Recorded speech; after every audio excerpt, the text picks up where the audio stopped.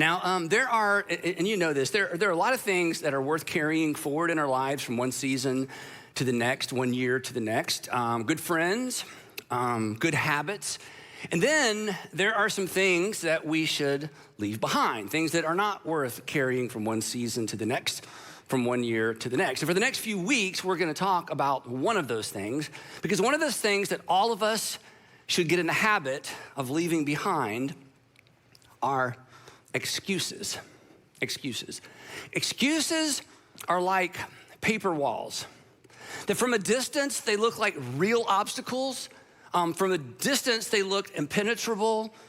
From a distance, they look like we really don't have any choice but to do what we're doing or not to do what we're not doing, or to not try or to not try again. In fact, from a distance, an excuse looks like an actual reason. Now, there's a reason I can't throw a 97-mile-an-hour fastball, right? But there is no actual reason for me not to. Well, I'm not sure I know you well enough to finish that sentence, but there's some things that I need to do that, I have reasons for, but if you were to push a little bit, you may discover that my reasons aren't really good reasons. They're really just excuses. So excuses get passed off as reasons, and excuses easily become, in the real world, becauses. Because all of us have some becauses that we habitually hide behind when certain things come up, right? I mean, why don't you?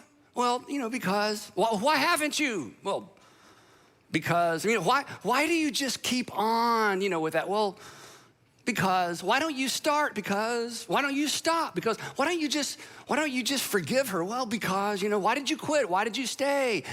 Why did you choose to leave? Why don't you just tell him? Why don't you just tell her? Because. We've got becauses, excuses, pass themselves off as reasons. And then in our real world vocabulary, they become becauses, right? There's a fine line. We're going to talk about this for a few weeks. There's actually a fine line between a reason and an excuse. And one always disguises itself as the other. In fact, the way that we talk about or refer to excuses when we're talking about other people actually underscores this. What do we say when we think somebody's, they're making up excuses? We just say, hey, you are making excuses. In other words, you don't have any real reasons. You're passing these off as reasons. We hear because. But the truth is, I see what's going on here. You are making excuses. That is, you are just making things up. Or we say, quit making excuses. You are fabricating things. You are inventing things. Again, and the implication is, these aren't real. You think they're real. You're trying to pass them off as real, but I see what's going on here, right? Implication, you're just making stuff up. You've created in your mind a paper wall, and you're trying to convince me that it's actually a real wall. You've created in your mind a paper wall, and you're trying to pass it off as an actual obstacle. What you're doing is you're dressing up an excuse. You're dressing up an excuse in an attempt to pass it off as a reason. And isn't it true? This is so easy to see in our children. It is so easy to see in our grandchildren. It was so easy for our parents to see in us, right, when we were children living at home. It's pretty easy to see when our employees are doing it, even when a friend is doing it, or a neighbor's doing it, or a boss. Have you ever been in one of those meetings, your boss, your manager calls everybody together, and they start explaining something, and they start giving the reasons, and you're smart, you see right through it. It's like, that's not a reason. You had to come up with a reason because you're busted. You had to come up with a reason because things aren't going well. Those aren't the actual reasons. Those are excuses, and you're disguising your excuses as a reason. In fact, this is so easy to see in other people. It's so easy to see in other people that some of you are thinking right now about who you hope is listening to this message. Or how do I get my kids to listen to this one? How much will I have to pay them? It was $20 last time. I don't know how much, has the rate gone up? In other words, it's so easy to see in other people. We hope everybody will recognize those aren't real reasons. Those are excuses that you're disguising as a reason. We can spot an excuse in somebody else a mile away. We can't see it 6 inches away in the mirror. What we say is, the reason The reason. What we almost never say is, wouldn't this be refreshing? Well, my excuse is.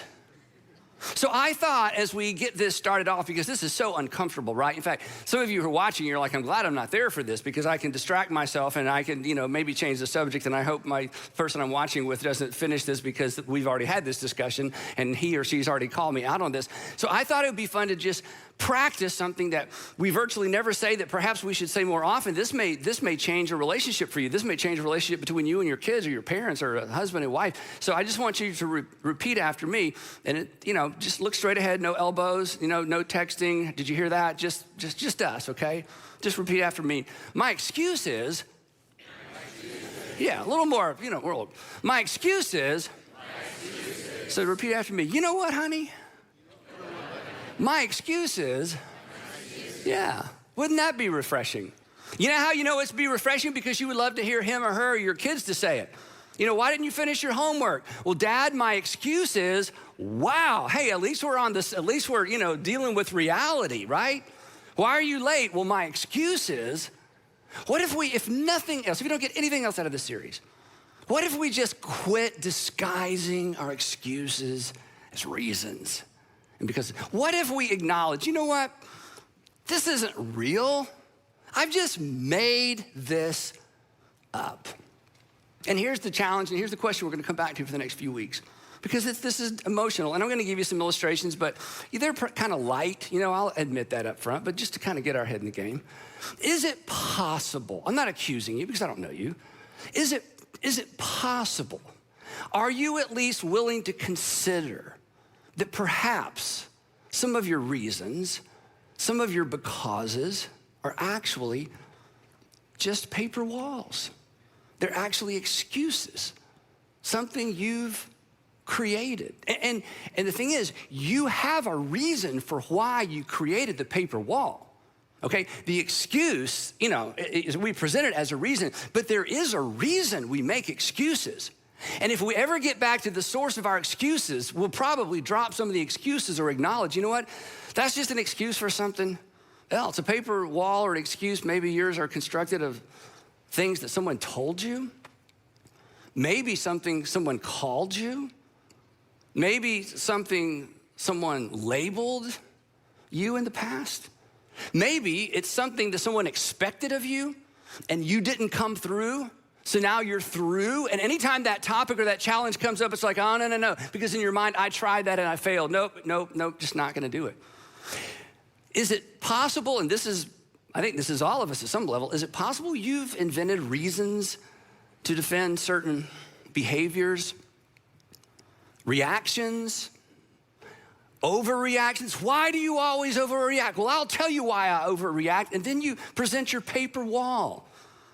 Why do you always whenever your mom, whenever your dad, whenever we see them, you just kind of light up. Why? Well, let me tell you why, and it's really just a paper wall. Now, you got a reason because we're rational people. We have to have a because. We can't say, I don't know. I have no idea, honey, but that's just what I'm gonna, no, we just, well, because. Is it possible you have created a paper wall or an excuse for why you procrastinate about certain things, why you neglect certain things, why you avoid certain things? Is it possible you've created a paper wall for why you avoid certain kinds of people, certain kinds of people, events, circumstances, opportunities? I'll give you an illustration. Again, this is kind of light. I've shared this with some of you before. When I was in high school, our high school went from 8th to 12th. We didn't have middle school, 8th to 12th grade. And so I was a failed high school athlete. Everything I tried out for did not make it.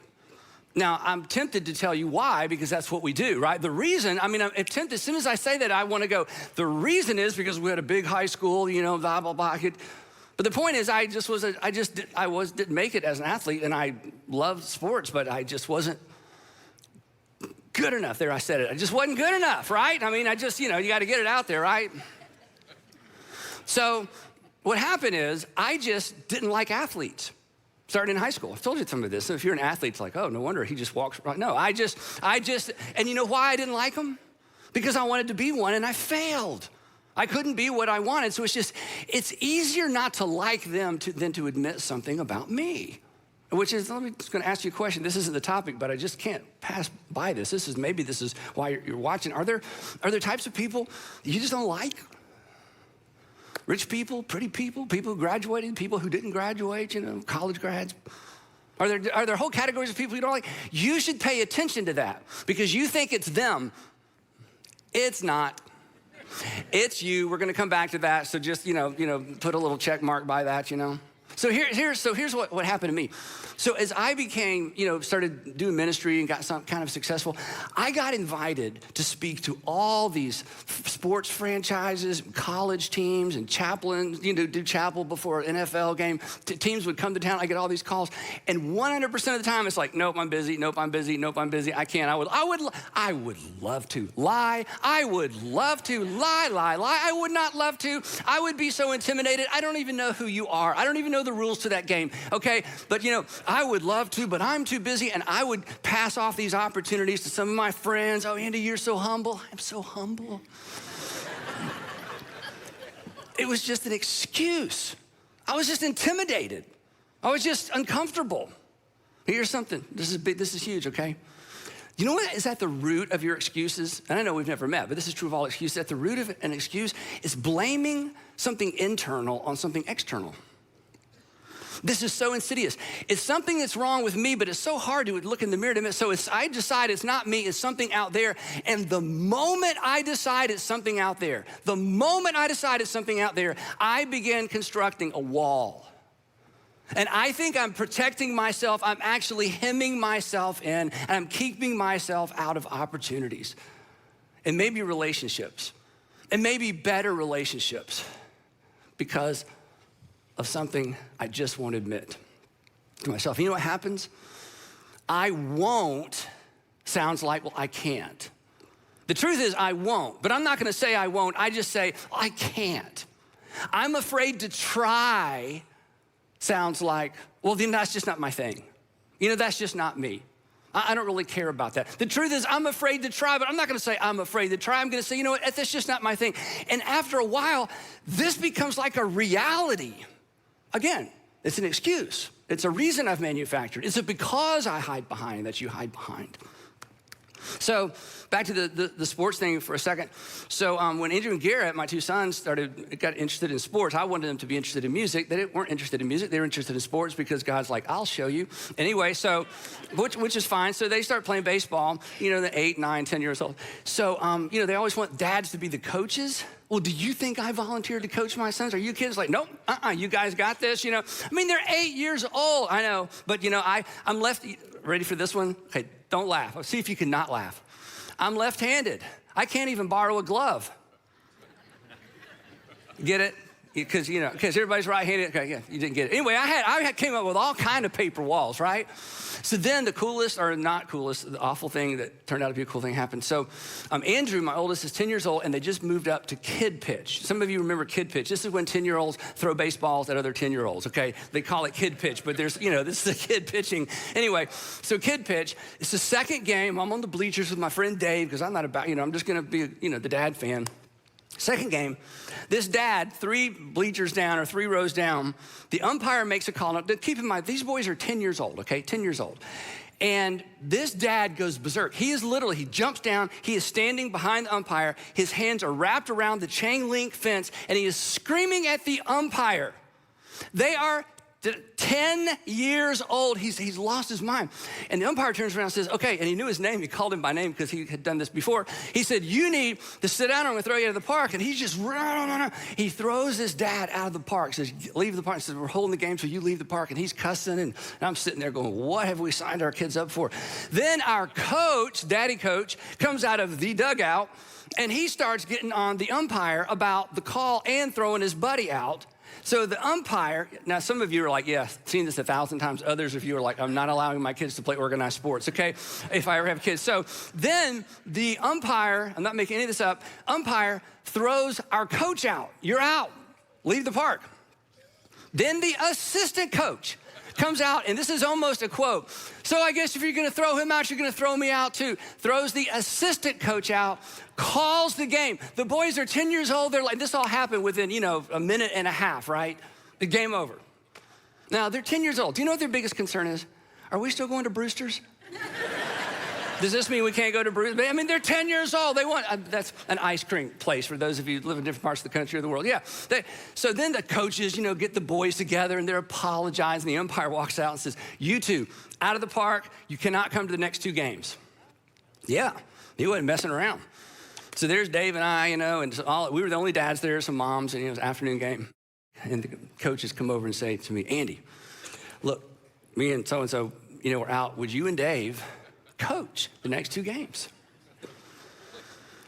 And I'm thinking, I know I can at least not get thrown out of the game. Okay, I think this is something that if the bar is as low as don't get thrown out of the park, I can do this. I got this. Now, my point in telling you is this.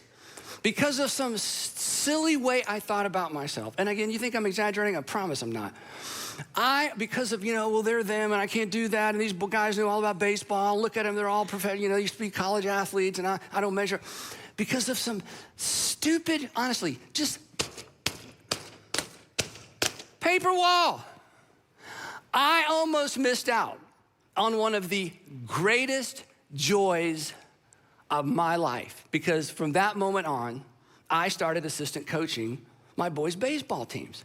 And when I look back on those pictures, and when I drive by those baseball parks, it is still emotional because of the joy to be with my sons, to learn. I mean, it's just that season is one of the greatest seasons of my life. And I'm telling you, I almost missed it because I thought, oh no, I can't. Now, here's the point. We all have these. And here's the thing. Do you know what's on the other side of this? We don't know. We just think we know. And because we think we know, we're like, I'm too afraid, I can't do that, I'm not talented enough, I didn't get education, I don't know anybody, whatever, right? So, is it possible? Just you gotta think about this. Is it possible you're missing out because you've walled yourself in? Is it possible that a because is actually an excuse? And you don't accept these from your children. You don't accept these from the people that you care about. You don't accept these at work. Why in the world would we accept these from people in the mirror, the person in the mirror? And maybe most importantly, why are we talking about this in church? Here's why. This is so important.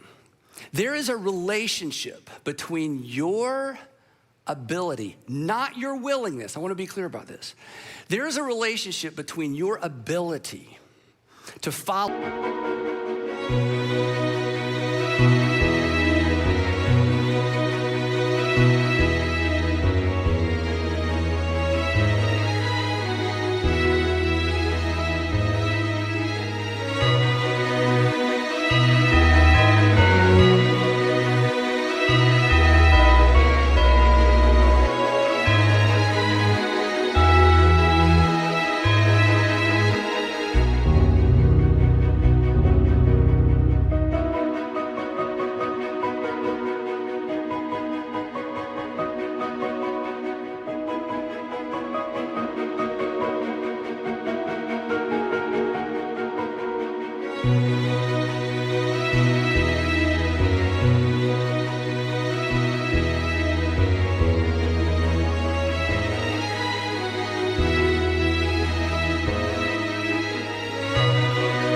Jesus and your willingness to push through your paper walls and to acknowledge that your reasons are excuses, your becauses are actually excuses.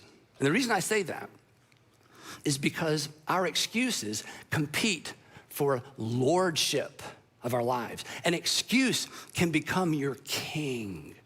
An excuse can become your master. An excuse can become your boss. Because you know what excuses do? Excuses tell you what you can't do.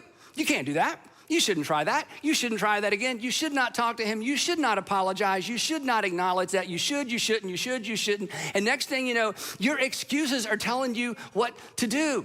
You can't succeed at that. Nobody, somebody already tried. You remember what they said. You remember what they had said last time. Next thing you know, your excuses are your king. They're sitting on the throne of your life. And if you're a Christian, you could spend the rest of your life singing about King Jesus and serving King Excuse. Excuses, if you don't like that, the throne analogy, I'll modernize it. They can become a board of directors. Nah, don't try that. Don't talk to him. Don't talk to her. Don't show up for that. Don't go early. Don't let them know you're coming. Don't acknowledge that. Don't admit that. Don't admit you're wrong. Why? Well, because let me tell you what's on the other side of this. So I know the answer to this, so you don't have to answer it out loud. And I hope I'm not, insulting anybody, but do you want excuses to be the boss of you? I don't. And we've never met, but I know you don't. But they will be the boss of us until we acknowledge they're not reasons, they're not real becauses, they're just the becauses and reasons we give. They're just excuses. We're making stuff up. And I want to be fair, there are reasons why we make things up. There's something behind why we make things up. There's something behind why something inside of me causes me to blame something outside of me. But either way, regardless of the reason, regardless of the cause, regardless of the fact that if I heard your story, I would say, oh my goodness, yeah, if that had happened to me, I have all kind of paper walls when it comes to relationships or money or sexuality or any other topic. I mean, I get it, goodness gracious, right? But in spite of that, you don't want excuses to be the boss of you. You don't want to get to the end of your life and look back and think, good grief, I spent my whole life behind this stupid wall that was nothing other than something I made up based on what somebody told me, something I believed, something I heard, something I read, something I was afraid of. So in the book of Hebrews, in the Old Testament, New Testament, the Bible's divided two parts. In the New Testament, the New Covenant, there's we call it a book. It's not really a book, it's a sermon called Hebrews. We don't know who wrote Hebrews. And in the document of the book of Hebrews, the author is trying to get some Jewish Christians not to use the difficult time they're going through as an excuse to quit following Jesus. Because they were following Jesus, they hit some bumps. There were some difficult things going on. So we're saying, look, please don't give up following Jesus because of these difficult things. That's not a good reason. That really, you're making an excuse. And in the midst of this conversation, in the midst of this document, he gives a general principle that whether you're a Bible person or not, a Christian person or not, this is just great advice. And here's what he says. He says, look, I know what's going on. I know you got a reason for your reasons. I know, you've got a reason why you're fabricating these excuses, but let us, this is so good, let us throw off everything that hinders. Let us, as you think about the future, as you think about moving forward, he says, I want you to throw off anything that hinders. And it's sort of an analogy. It's kind of a sports analogy, strangely enough. I don't use them much, but if they're in the Bible, I can't avoid them. Anyway, he's talking about running. He says, anything that hinders you from running, from racing, from staying in your lane, you just need to get rid of it. Rid yourself of every encumbrance. Rid yourself of anything that's an impediment that trips you up. And this is so fascinating, or as an example of, and the sin that so easily entangles. Now, if you used to be a Christian or you're exploring faith, what I'm gonna say next is so important as you think about moving forward. And maybe if you've been a Christian a long time, this will put some things in perspective. This word sin, if you follow Jesus through the Gospels, Jesus is very specific about what sin is. And he doesn't give a list. Here's 5 things not to do, here's 4 things. He doesn't do it that way. Do you know what sin was for Jesus? It's so consistent. Sin was anything that hurt someone. Sin was anything that hurt someone, and sin was anything that hurt you. Which makes sense because for God so loved the world and he loved the people in the world, then he doesn't want the people in the world to get hurt and he doesn't want them to hurt each other. And you're like a good parent, when you see somebody do something to one of your kids or one of your kids does something to a brother or sister that hurts them, you're not upset because they broke a rule. You're upset because your child got hurt, whether there was a rule about that or not. From now on, there's gonna be a rule, but we don't do that because it hurt your brother, hurt your sister. So anything that hurts another person, that's what sin is. And if you hurt yourself, from God's perspective, who loves you, that's a sin. Lying is a sin. Lying is a sin because you know what lying does?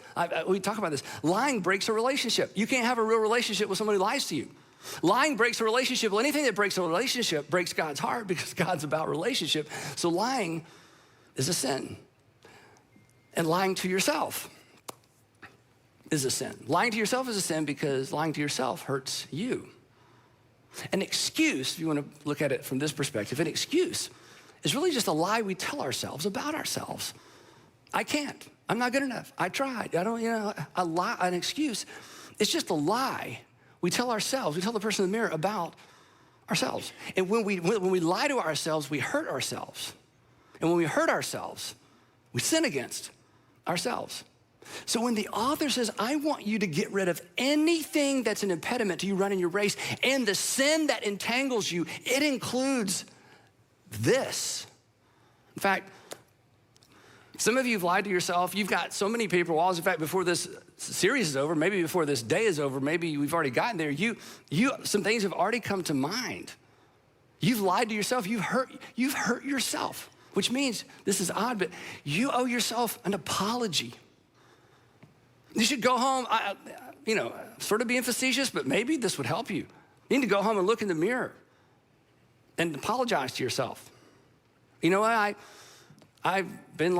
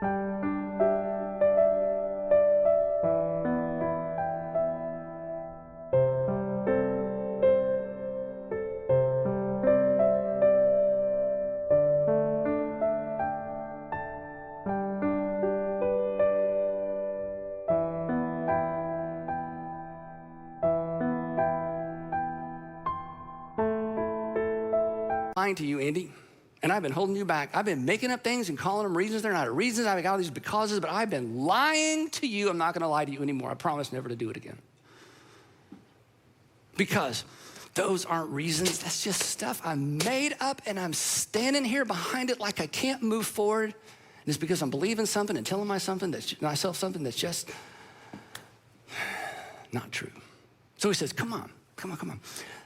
This is great advice, Christian or not. Throw off everything that hinders you and the sin that so easily entangles you. In other words, no more excuses. He says, and once you do, you're gonna be free. Back to the running thing. You're gonna be free to run. He says, and once you do, this is so, you can almost hear the music in the background. And let us run, he says, let us run with perseverance or endurance, the race marked out for us.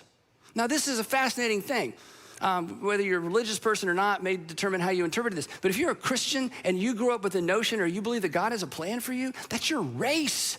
That God has a will for your life, for your family, for that you do something on purpose and end up with purpose and look back on your life and feel like, hey, my life mattered.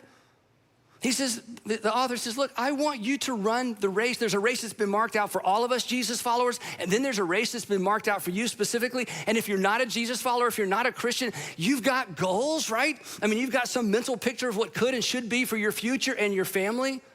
And the author is saying, look, don't lose your own race. And don't lose your own race because you blame things that really weren't even real to begin with.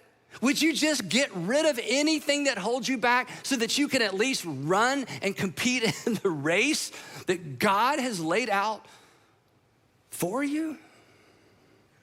Yeah. Instead of just making stuff up. Now, what he says next, I want to tell you what he says next before I show you how the author says it next. This is such a huge idea. This could be a message in and of itself, but we talk about these kinds of things all the time, so I don't want to just keep going back and back and back. What he says next, and this is so subtle and this is so challenging, he says, you need to quit focusing on yourself. Do what? He says, yeah, you need to quit focusing on yourself. If you live for yourself, you only have yourself to show for yourself, right? Live for yourself. In the end, you only have yourself to show for yourself. Great funerals, you know what a great funeral is? There's so much to celebrate, we run out of time. Do you know what a bad funeral is? Nobody wants to speak for the deceased. Pastor Stanley, you've got 30 minutes. We got nothing. Well, I don't even know. Well, it doesn't matter because there's there's not a lot to talk about. Just, let's just get through it, right? Live for yourself. You'll only have yourself to show for yourself. People who build paper walls, and again, nobody does it on purpose, but people who build paper walls and live behind paper walls, people who make excuses, rarely make much of a difference. Have you noticed that? People who live behind paper walls and make excuses, even though their reasons, we buy their reasons, at the end of the day, they rarely make much of a difference because paper walls keep you and keep me from being engaged. Paper walls, they make us small. They make us self-absorbed. Paper walls, they rob you and they rob others. And paper walls rob the people around you of you. Here's a harsh reality. This is super deep. You may not agree with this, and that's okay. Excuses, not always, but maybe more times than we want to admit. Excuses are often selfishness disguised as humility. Oh, that was me. Like, thanks for that opportunity, but I'm busy. Liar. You sound so humble. You let the other pastors have that opportunity. You look so humble. You're just afraid. Sometimes our excuses, they come across as humility when it's really anything but. Now, if you're not a religious person, not a Christian, exploring faith, but not quite there yet, I need to drop you off right there. You're certainly welcome to listen to the rest of the message, but I'm just gonna leave you there. So between now and next time, don't miss next time, just acknowledge, start looking for paper walls and decide you're gonna throw off anything that gets in the way of you finishing the race that you have set out for you, whether you think God has set one out for you or not, okay? Because this is relevant to all of us. But if you're a Jesus follower, there's more. If you're a Jesus follower, the author says, oh yeah, one more step. This is so powerful. And many of you have heard this verse so many times, you've memorized it. He says, and while you're, let me just read the whole thing. Let's throw off everything that hinders and the sin that so easily entangles, and let us run with perseverance the race marked out for us. No period, just same sentence. Fixing, it's a participle, as you go, fixing our eyes on Jesus. Literally looking away to Jesus, or looking away to Jesus. Looking away from the excuses, looking away from the fears, the lack of opportunity, the lack of resources, the failure in the past, maybe even a disability. Looking away, fixing our eyes on Jesus. This is so powerful. When you fix your eyes on Jesus, or we talk about following Jesus, when you choose to follow Jesus, you will eventually have to stop manufacturing excuses. If you really decide to follow Jesus, Jesus will lead you through these. Jesus will expose those. If you follow Jesus, you will eventually have to stop manufacturing excuses because you'll eventually have to stop lying to the people around you and lying to yourself. We will stop hiding behind the why nots. And I know this is a little hokey, but it's true. And we'll begin asking, why not? Why not forgive? Why not initiate that conversation? Why not try again? Why not sign up? Why not finish my education? Why not just pay off that debt? Why not just be honest with her, be honest with him? Why not? When you follow Jesus, he's gonna lead you through all this nonsense. And what was so scary and what shut you down one minute, it's gonna be an opportunity the next, because he loves you. And you know this, right? The people, isn't it true, the people who do the most good in the world are often the people who have the most reasons not to? I mean, aren't those the stories where like, oh my,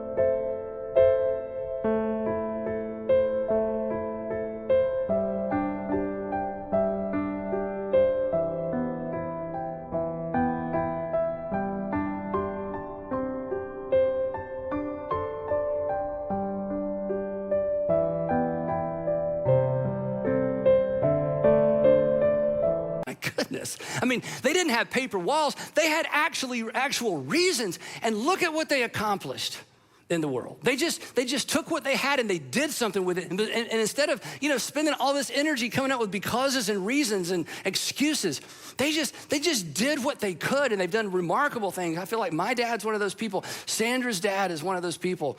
So you, Dad, why don't you be one of those people? Mom, be one of those people. High school senior, be one of those people. Single adult, new to Atlanta, just be one of those people that decides, you know what? It doesn't matter what I have or don't have. I'm just not gonna live my life behind a fabricated reason and excuse. I'm almost done. There's a relationship between our ability to run our race with endurance and our willingness, and it's willingness, it's not ability, and our willingness to acknowledge that we're living behind paper walls. There's an undeniable relationship between your ability to become what you want to become and to fulfill your potential, whether it's spiritual or not. There's a relationship between that and your willingness to acknowledge excuses for what they are. And then for those of us who are Jesus followers, there's a relationship between our ability, not our willingness, our ability to follow Jesus, and our willingness to acknowledge an excuse for what it really is, something that hinders us. So, whether you're a religious person or not, Christian or not, here's what we can all agree on. We all need to shut down the excuse factory. We all need to get in the habit of saying, well, my excuse is, my excuse is, I've never been, my excuse up until now has been, because they just weigh you down, they hold you back, they rob you of potential, and you know what? They make you small. They make us small. They make us self-centered. And we pass it off or try to pass it off as humility. Some things are worth carrying forward season to season. Some things are worth carrying forward year to year. Excuses are not one of those things. They need to be left behind. And if you choose to leave them behind, you'll be better off. And if you choose to leave them behind, your family will be better off, or your future family will be better off. And if we all decide to leave them behind, the world will be a better place because we will be free to follow our Savior instead of saying no for reasons that are no reason at all. So, let's shut down the excuse factory. Let's move beyond our paper walls. And in part 2, I'll start the process of telling you how. So don't miss part 2 of paper walls, moving beyond the excuses that hold you back.